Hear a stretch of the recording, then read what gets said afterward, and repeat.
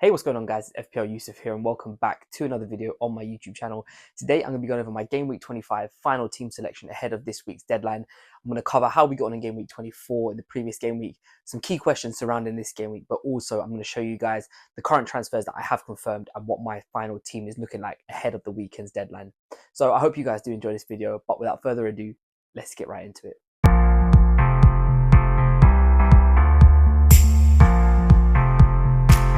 Okay, welcome back, guys. Thank you so much for being here with me today on my YouTube channel for another video.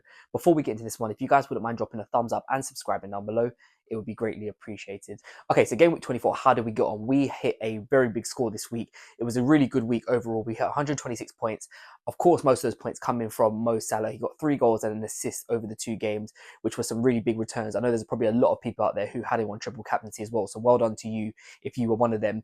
We had some other little fixtures which helped sort of push the score up as well. Chris Wood with his hat trick, which actually feels like a lifetime ago at the time of recording. Just for a timestamp reference, this is Thursday evening, so yeah, it does feel like it was a lifetime ago that we had game week 24.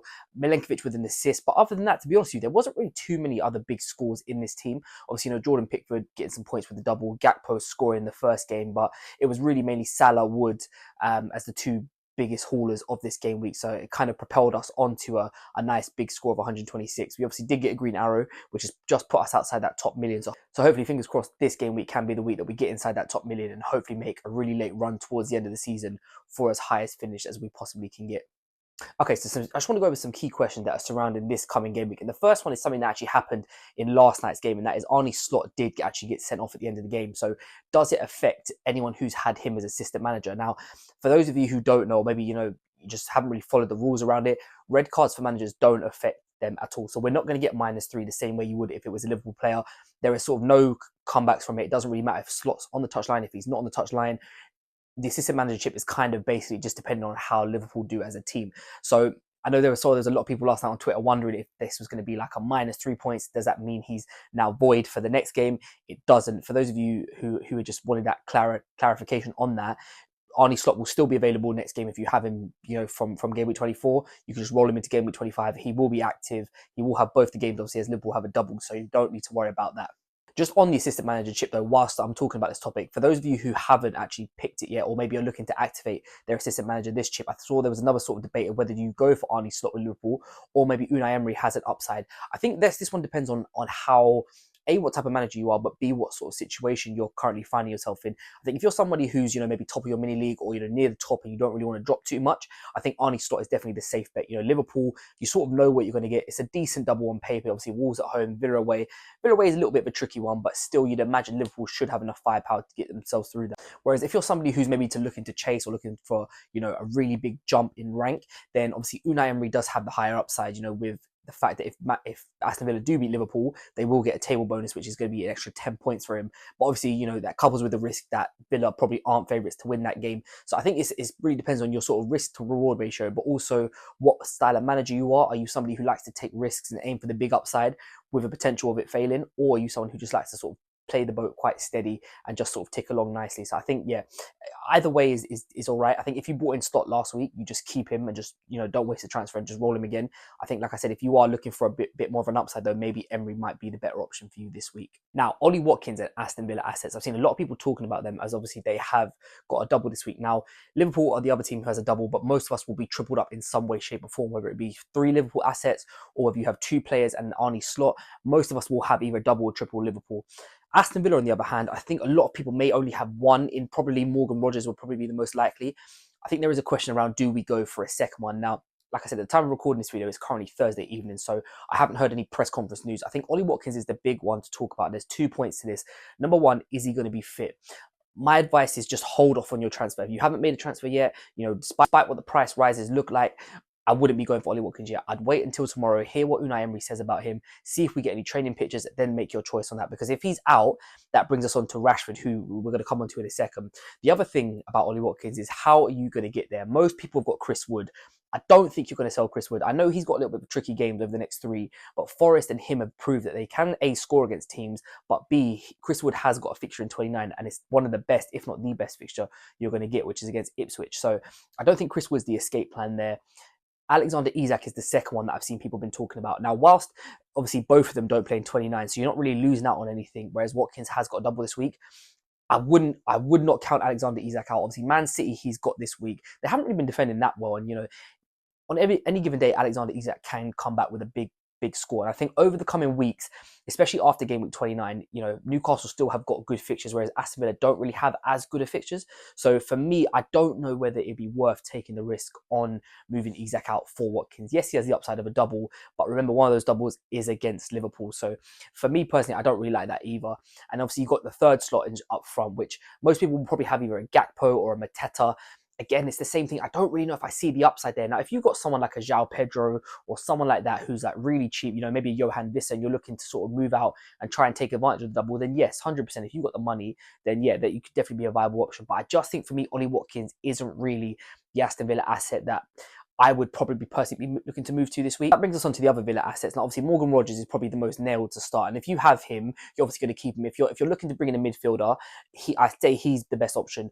Rashford and Asensio both did come on in the FA Cup game, and they both looked really good, actually. So it'd be interesting to see how they play. I think this week might just be a bit too early to sort of judge and to sort of try and predict whether or not they can play, because obviously they still have Leon Bailey there, Daniel Marlin's still there, so they still have a few options out on the left and right hand side. So for me, I think Morgan Rogers, if you're looking for a double and you just like to double up on players when they have this sort of game week, I'd say Morgan Rogers number one. Watkins reluctantly is probably number two, because he's, again, if he's fit, probably quite a nailed on option.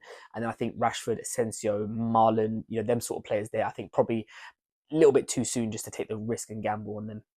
Okay, so let's get into our game week 25 team lineup. And since I recorded the first part, I have made another transfer, as you guys can see on screen. So we'll start off in goal first with Jordan Pickford. Now, when I brought him in last week, obviously, I already knew what the fixtures were like coming up. Crystal Palace isn't the easiest game, but it's also not the worst. I think Everton have improved a lot under David Moyes since he's taken over, So there's always hope and always a chance with a clean sheet with them. And obviously, Pickford, usually when he does keep a clean sheet, ends up getting save points. So overall, I'm quite happy to have him in there. Like I said, he'll be here till get about game week 30 anyway, so he's more of a long-term hold. Now, onto the back three. We'll start off with our new transfer first, and I have actually made a change. I've sold Lewis Hall and have brought in Dean Huijsen. Now, at the time of me recording this, this part here is currently recorded on Friday morning, and Huijsen is predicted to go up tonight, and Lewis Hall is predicted to go down. So it's a 0.2 million swing, which is what has made me take the minus. Now, I wasn't overly keen on it, but I just thought for the longer term, obviously Bournemouth have a fixture in 29. They've got a good run of fixtures up until 29 and also after that, so it just made sense. It's not the ideal situation to take a minus, but I was happy to take it because it was just going to save me value in the long run. That defense is coupled up with Milenkovic, who obviously plays against Fulham away, which means Anthony Robinson will be on my bench, and then Arsenal got Leicester away, which hopefully, fingers crossed, should be a clean sheet. But overall, I'm pretty happy with the defense so far. A few away games in there, but hopefully, fingers crossed, we can see some returns from clean sheets and hopefully maybe even a few attacking returns along the way. Now onto the midfield, and this is where one of the big decisions were made. So Salah is of course going to be in there, going to be our captaincy. I don't think there's really much to say around him. I think a lot of people will probably be on the same thing. Cole Palmer, again, same thing. He's playing tonight, so he'll be kicking off the game week very early on against Brighton away. Chelsea haven't been in the greatest of form recently, but I'm hopeful that Cole Palmer can sort of turn it around. And of course, 27, 28, Southampton, Ipswich, both at home. They're the two games that we kind of want to keep him for. Morgan Rogers, of course, is going to be in there as he's got the double Ipswich at home first, followed by Liverpool away. And then also we've got Justin Kluivert, who is our other transfer in, who's playing against Southampton away. So overall, midfield I'm very happy with. Obviously, the big omission from this is, as you can see on the bench, is Brian Mbeumo, but I'm going to come on to him in a minute because since I recorded this part, we've had an update around Cody Gakpo, who brings us nicely straight onto the forwards. And we'll start with him first. He has actually come up with a flag. Now, Arne Slot said in his press conference this morning that he's a doubt for the game. Now, this one's a tricky one because obviously Liverpool do have a double game week. The first one up is against Wolves, and it is obviously at Anfield. So that's the one you'd probably want him to play. The second game is obviously on the Wednesday away to Aston Villa, which obviously isn't so great. Now, in an ideal world, you want him fit and available for both the games. However, I think the big question now is, do we risk it and start him knowing that he may only get one game, or do we just bring in Mbeumo and just put him on the bench and just assume that he might be out for both of them? It's a really tricky one. I think Liverpool, they've got a day off. They had a day off yesterday, I believe it was on Thursday, and then obviously they'll be back in this morning. They don't play till Sunday, I believe. I think it is their game, so they've got another extra day in between. Hopefully let him rest up. But I am worried about his playing time, and I'm worried about the minutes he's available to him. But I think just because of the double, I think I'm going to start him. What will be, if he doesn't play at all, we've got Brian Mbeumo as the first sub. If he does only play one, of course you'd like it to be the Wolves game, but I don't think Aston Villa is amazing. But I don't think Aston Villa is a massively bad game. You know, defensively, they've got a lot of injuries at the moment. So, yeah, we'll carry on to keep him in there. We'll start him and we'll just see how we go. The other two strikers we've got up front, one is obviously Chris Wood, who I spoke about earlier. He's just not going anywhere for me. It's the percentage he's owned by others, but also just how good of form he's been in this season. You know, he doesn't need a lot of chances to get returns, so we're going to keep him in there. And last one, this was the big decision for me this week, was it Alexander Isak? And I have decided to go with him. Obviously, this morning, I've heard from the press conferences that Manuel Kanji's going to be out for about 10 weeks now, which makes City that much weaker in defence. So, yeah, for me, Isak, I'm going to give him the start. And Burma will be the player that we have on the bench. But like I said, it will be all eyes on Gakpo. And if he does play, fantastic. If he doesn't, then we have got a very good first sub as well. Okay, thank you guys so much for watching this video. If you have enjoyed it, please don't forget to drop a thumbs up and subscribe down below. Hope this game week goes very well for all of you guys. You know, if you've got any questions about transfers, about double players, about assistant managers, whatever it may be, feel free to drop it in the comments down below.